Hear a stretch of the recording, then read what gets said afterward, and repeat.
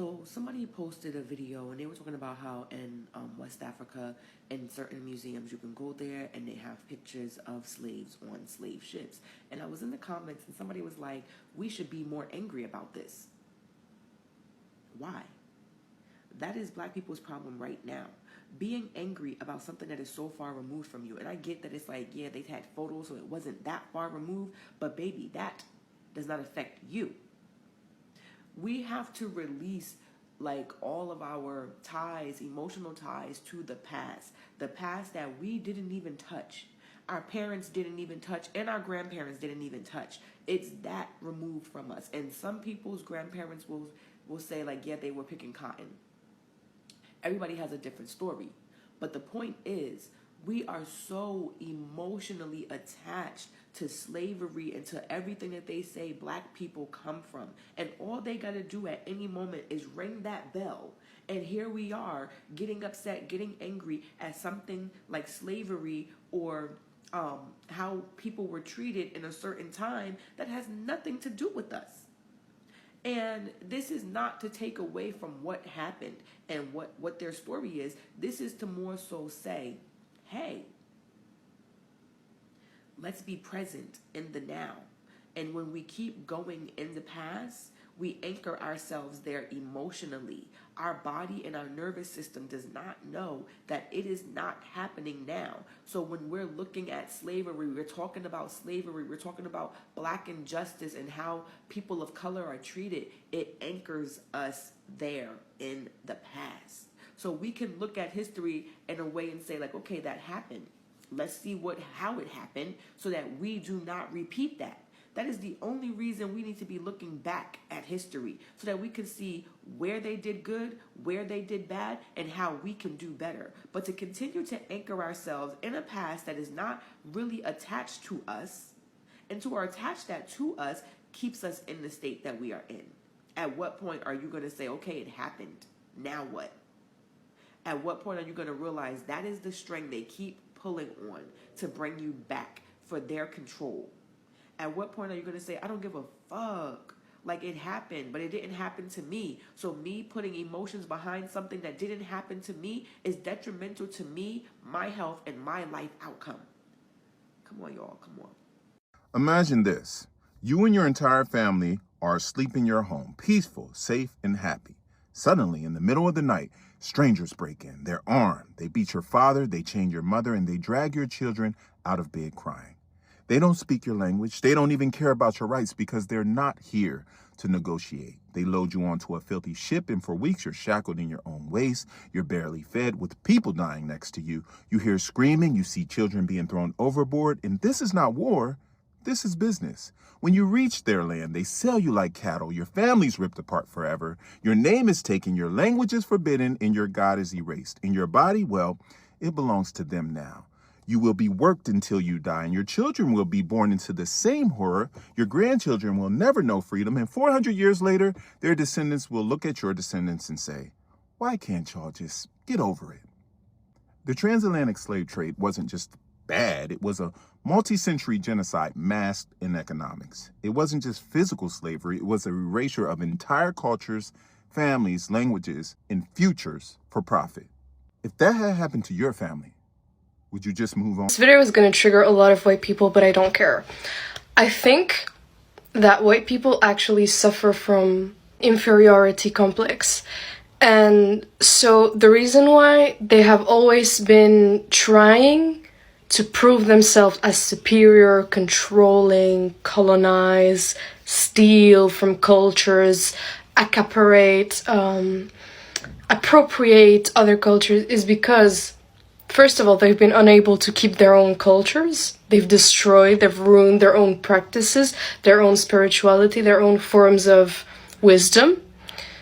And so they try to steal that from other cultures and other people because they just were unable to accept that their culture was devoid of actual wisdom.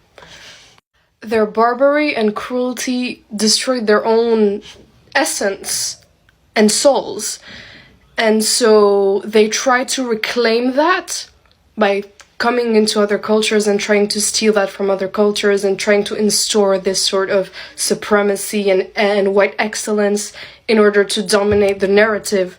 But in reality, they are the ones that at the core are just so small and materialistic and devoid of culture and barbaric in their self-expression and in the way that they connect with life, with Mother Nature, with other cultures and other people. They destroy their own souls and they have nothing to connect to, nothing divine, nothing magical, nothing whimsical, nothing spiritual to connect to. And so they try to push this narrative of materialism, of atheism, of capitalism, all of that in order to secure themselves in their emptiness, in their nothingness. And they try to force that onto other cultures.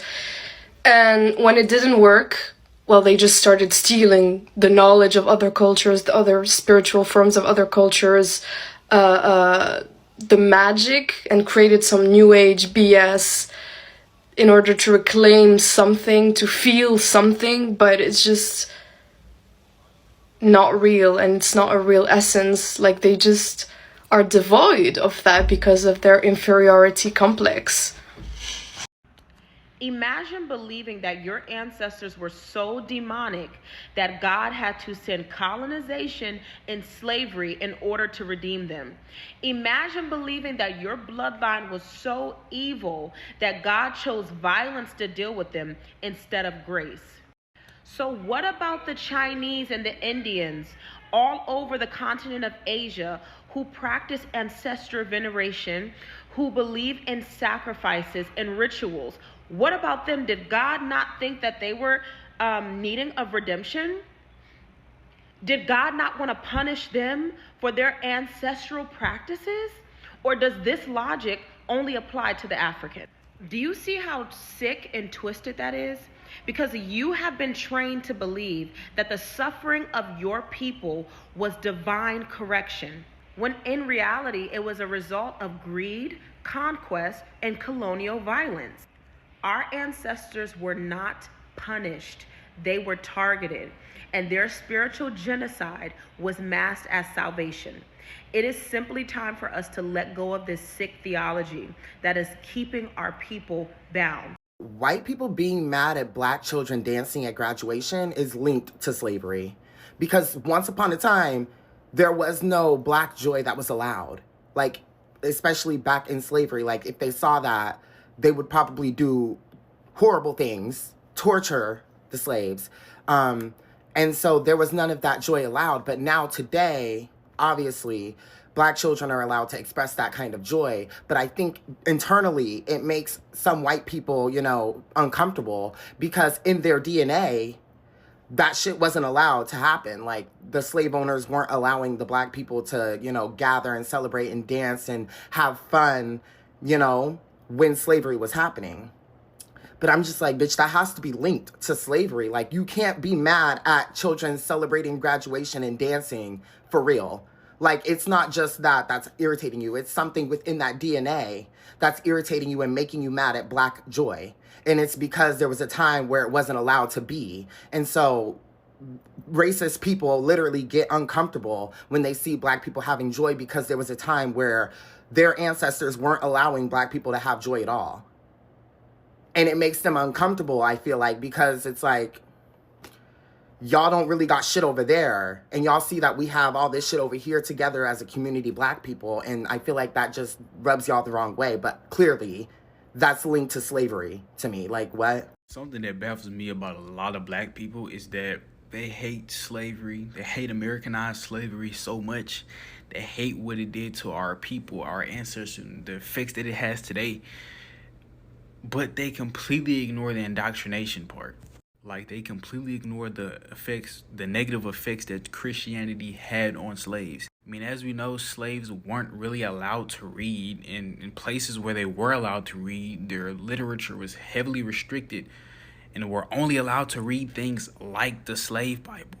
which is basically just a highly edited version of the Bible that takes out like basically the good stuff and leaves in stuff that basically is pro-slavery, like stuff about owning slaves and telling slaves to obey your masters and stuff like that. Like, it's just mind-boggling to me how so many black Christians ignore that part of Christian history. And it's not like it's old news. I mean, this is pretty recent history-wise. Like, you believe in an all-powerful God, but he did nothing for 300 plus years while your ancestors were enslaved. And let's not forget the 3Ks, white hood people. Like, that's a Christian group. A lot of people like to say they weren't Christian, they were burning crosses. They were Christian. They were Christian. Like, you can talk with any clan tag member, they're a Christian. I don't think I've ever seen a clan tag member that wasn't a Christian. And no, I am not saying because of this that all Christians are bad people or all Christians are racist. I'm not saying that at all. Don't let these motherfuckers tell you you can't be mad when your ancestors' genitals are in museums. To this day, these motherfuckers were taking the teeth out of slaves' mouths, your ancestors, and putting them in their own. Taking the hair off of slaves' heads and stuffing their furniture. Do you understand what I'm saying? Taking babies and using them as alligator bait. This nigga Jeffrey Dahmer got the whole blueprint from his ancestors. Freaky ass motherfucker. And people talking about, nah, bro, it's just a film. You gotta go support. Why would I support this? Fuck that nigga. Bro, there's people to this day that have pieces of your ancestors locked in their homes as family heirlooms, dog. Think about that. That shit's not a bracelet. That's not a China set. These are body parts. You hear me? Be furious about that. Be aware of this. Don't let them tell you, oh, bro, this ain't happening to you today. Don't focus on that. Fuck out of here, bro. I don't fuck with you, dog. At all. They were eating our people, bro. You know what kind of demonic frequency you have to live on?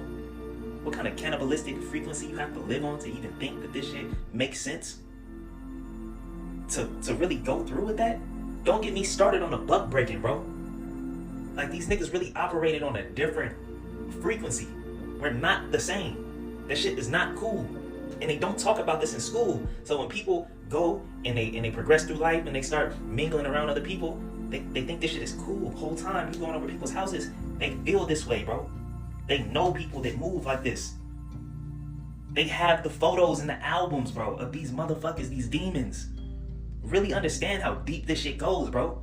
And these epigenetics are real, bro. This generational trauma really transpired from all of this. And we still living next to these motherfuckers moving like this, bro.